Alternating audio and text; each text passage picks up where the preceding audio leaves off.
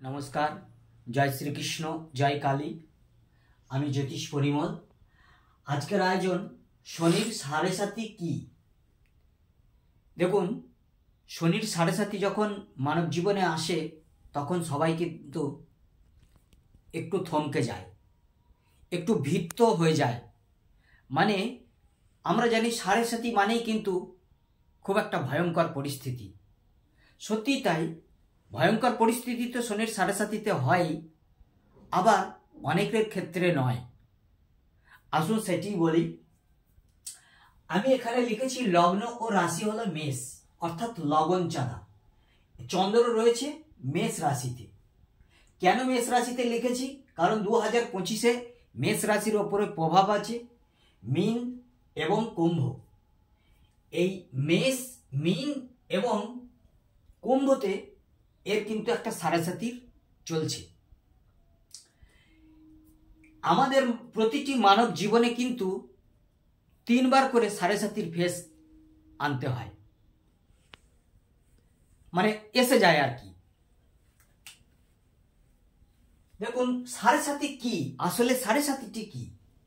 সাড়ে সাতি হলো আমাদের যেখানে চন্দ্র থাকবে সেই চন্দ্রেও শনি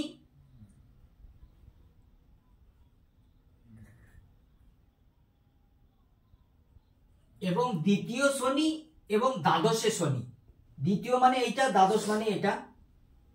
তাহলে দ্বিতীয়তেও শনি, চন্দ্রে শনি থাকলে মানে রাশিতে শনি, দ্বিতীয় শনি এবং দ্বাদশে শনি যদি থাকে তাহলে কিন্তু আমাদের জীবনে সাড়ে সাতি আসে। সাড়ে সাতির প্রভাবটা কখন বেশি চলে আসে? আমাদের এই চন্দ্রে অর্থাৎ রাশিতে যখন শনি মহারাজ অবস্থান করে, অর্থাৎ এটা 2.5 বছর প্লাস 2.5 বছর প্লাস 2.5 বছর, এই 2.5 বছর 2.5 বছর 2.5 বছরে এটা কিন্তু টোটাল করলে কিন্তু 7.5 বছর হয়। 7.5 বছর একটি মানব জীবনে 3 বার কিন্তু আসে। একটি বাল্য অবস্থায়, অর্থাৎ ওই 1 থেকে 22 বছরের মধ্যে, একবার মধ্য অবস্থায় মধ্য বয়সে অর্থাৎ এই 35 থেকে 50, এবং একটি বৃদ্ধ বয়সে অর্থাৎ 65 থেকে 80। দেখুন, আমরা ধরে নিলাম আমাদের মানব জীবনের পূর্ণ আয়ু হলো 90 বছর। আমাদের বিংশোত্তরীতে কিন্তু আমরা হিসাব করি 120 বছর, অর্থাৎ 120 বছর। কিন্তু আমরা ধরে নেব আনুমানিক আমার একটি মানুষ পূর্ণ বয়স পার করতে 90 বছর লাগে। তাহলে 90 বছর যদি হয় তাহলে একটি হলো 1 থেকে 22, 35 থেকে 50, আর হলো 65 থেকে 80। এই বয়সে কিন্তু আমাদের সাড়ে সাতি ফেস করতে হয়। তাহলে এবার জানবো আমরা বাল্য বয়সে যদি সাড়ে সাতি আসে তাহলে কি হবে। বাল্য বয়সে যদি সাড়ে সাতি কারো আসে তাহলে কিন্তু সেই সাড়ে সাতির প্রভাব কিন্তু পিতামাতার উপরে পড়ে যায়। অর্থাৎ পিতা অনেক সময় কর্মহীন হয়ে পড়ে, কর্মের উপরে পিতার অনিচ্ছা জাগে, পিতার অর্থের অবস্থা খুব কঠিন হয়ে পড়ে, পিতার শুভ কাজ হয়েও হয় না। এই আর সন্তানের উপরে কি আসার পরে?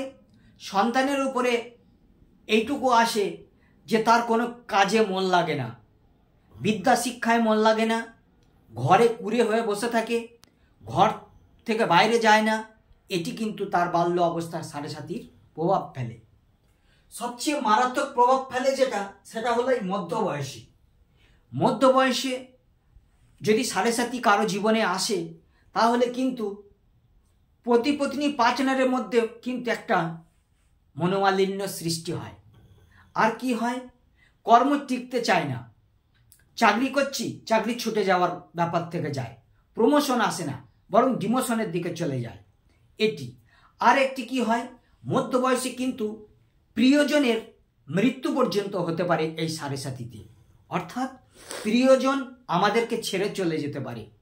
আমার মনের মানুষ, আমার পত্নী, সে হয়তো আমাকে ছেড়ে চলে যেতে পারে এই মধ্য বয়সে যদি সাড়ে সাতির প্রভাব আসে। এবারে আসবে বৃদ্ধ বয়সে। বৃদ্ধ বয়সে যদি সাড়ে সাতি আসে তাহলে মানব জীবনে কি হয়? বৃদ্ধ বয়সে মানব জীবনে রোগ বালাই চেপে ধরে। কারণ এই সাড়ে সাতি, শনি হচ্ছে বৃদ্ধ গ্রহ, বিশাল একটি গ্রহ এবং শীতল গ্রহ এবং দূরের গ্রহ। এই জন্যে আপনজনকে কিন্তু বৃদ্ধ বয়সে কিন্তু শনি হাঁটিয়ে দেয়। তারপরে রোগ ভোগ চেপে ধরে। কি কি রোগ হতে পারে? যেমন দাঁতের রোগ হয়, নার্ভের রোগ হয়, তারপর স্পন্ডালাইসিস হয়, পিঠে ব্যথা হয় ইত্যাদি। মানে নানান কিছু দিক দিয়ে চেপে ধরতে পারে এই শনির সাড়ে সাতিতে। শনির সাড়ে সাতি সব রাশিকেই কি চেপে ধরে? না, সব রাশিকে নয়। যেমন শনির স্বরাশি হলো কুম্ভ রাশি এবং মকর রাশি, এই মকর এবং কুম্ভ। তাছাড়া মিত্র রাশি হলো বৃষ এবং তুলা। তাছাড়া মিত্র রাশি হলো মিথুন এবং কন্যা। এই রাশিতে যাদের জন্মকালীন সময়ে এই রাশি যাদের থাকে তারা কিন্তু সাড়ে সাতির প্রকোপ থেকে অনেকটি মানে মুক্তির মধ্যে থাকে। কিন্তু যদি মেষ রাশি, বৃশ্চিক রাশি এই দুটো রাশির উপরে পড়ে, যদি কর্কট রাশি, সিংহ রাশি উপরে পড়ে, আবার যদি ধনু রাশি আর মীন রাশির উপরে পড়ে, তাহলে কিন্তু শনি মহারাজ ছেড়ে ছাড়ে না। এই সমস্ত রাশির জাতক জাতিকাদের দরকার কি? সদা সত্য পথে চলা, মিথ্যার আশ্রয় নিলে চলবে না, পিতা মাতার সেবা করা। অর্থাৎ শনি মহারাজ হলো বৃদ্ধ গ্রহ, আগেই বলেছি। বৃদ্ধ ব্যক্তিদেরকে কিভাবে মানে যত্ন করতে হবে, কিভাবে তাদেরকে সম্মান দিতে হবে, তাদেরকে সাপোর্টে আনতে হবে, এটি কিন্তু শনি মহারাজ কিন্তু তুলে ধরেন। এই জন্য পিতামাতার সেবা করতে হবে। পাড়া প্রতিবেশী যারা বৃদ্ধ লোক আছেন তাদের সঙ্গে সৎভাবে চলাফেরা করতে হবে, মিথ্যা কথা কম বলতে হবে, মিথ্যার আশ্রয় কম নিতে হবে এবং চুরি চাম্পাট করব এরকম মানসিকতা থাকলে কিন্তু চলবে না।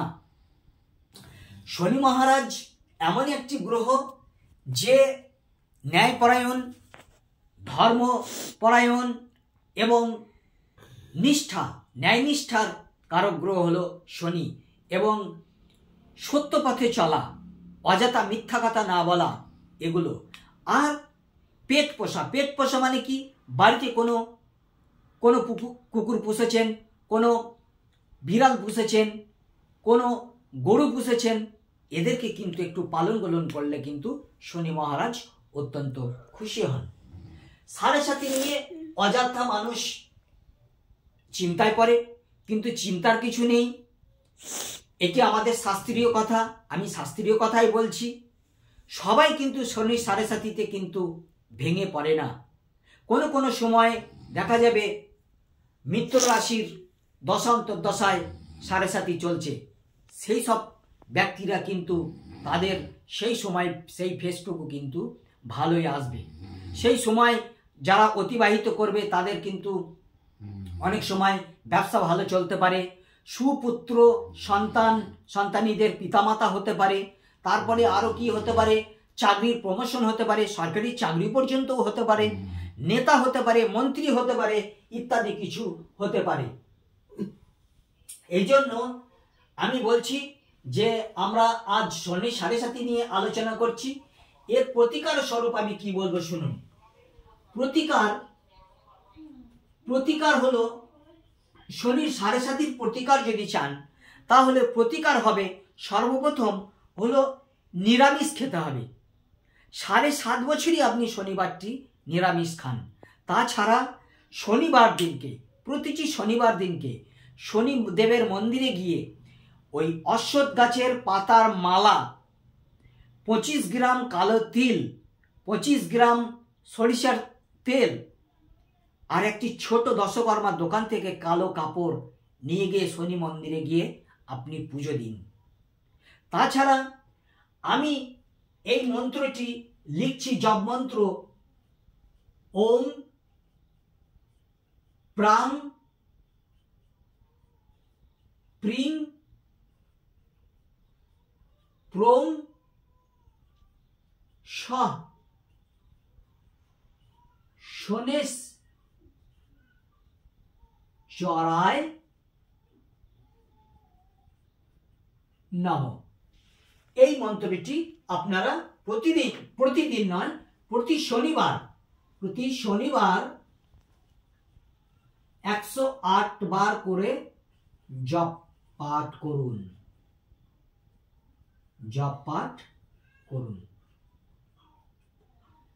আর একটু ন্যায়নিষ্ঠার মধ্যে থাকুন, দেখুন অবশ্যই চলবে। তবে আমি আগের দিনকেও বলেছি, আগের দিনকে আমার এই ভিডিওতেই আমি বলে দিচ্ছি, আগের দিনকে আমার একটু ভুল হয়েছে। আমি মেষ রাশি সম্বন্ধেই বলছিলাম, কিন্তু এখানে শনি লিখে ফেলেছি। এগুলোতে সব চন্দ্রের 2.5 বছর লিখে ফেলেছি। এটির জন্য আমি ক্ষমা প্রার্থী। যাই হোক, আজ আমি শনির 7.5 সম্বন্ধে আপনাদেরকে বোঝালাম যে 7.5টি কি। আসলে রাশিতে যখন শনি মহারাজ থাকবে তখন তার শনির দশা চলে 19 বছর, দশা চলে 19 বছর, এবং শনির গোচর চলে 2.5 বছর।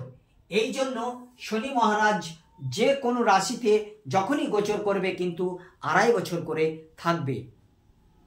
যাই হোক, আজ ছিল আমার এই আয়োজন। যদি আপনাদের এই শনির 7.5 সম্বন্ধে আরও কিছু জানার থাকে তাহলে আমাকে 9382123284 এই নাম্বারে ফোন করবেন। যদি জন্মছক বিচার করানোর জন্য, অথবা হস্তরেখা বিচার করানোর জন্য, অথবা কুষ্টি বিচার করানোর জন্য, অথবা জ্যোতিষ সম্বন্ধে আরও অন্যান্য কিছু জানতে যদি প্রয়োজন হয় তাহলে আমাকে এই নাম্বারেই ফোন করবেন। তাছাড়া ইউটিউবে আমার একটি চ্যানেল রয়েছে, পরিমল মণ্ডল অ্যাস্ট্রো 20, এই বলে সার্চ করবেন, দেখবেন আমার প্রোগ্রাম আসবে। সেখানে যদি আমার প্রোগ্রাম ভালো লাগে তাহলে অবশ্যই মন থেকে একটি লাইক দেবেন, কমেন্ট করবেন এবং আমার চ্যানেলটি সাবস্ক্রাইব করে রাখবেন। এছাড়া ফেসবুকে জ্যোতিষ জ্ঞান নামে আমার একটি চ্যানেল রয়েছে, সেই পেজটি আপনারা ফলো করুন, ওখান থেকে আমার প্রোগ্রাম দেখুন। ভালো লাগলে লাইক করুন। ভালো থাকবেন। জয় গুরু, নমস্কার।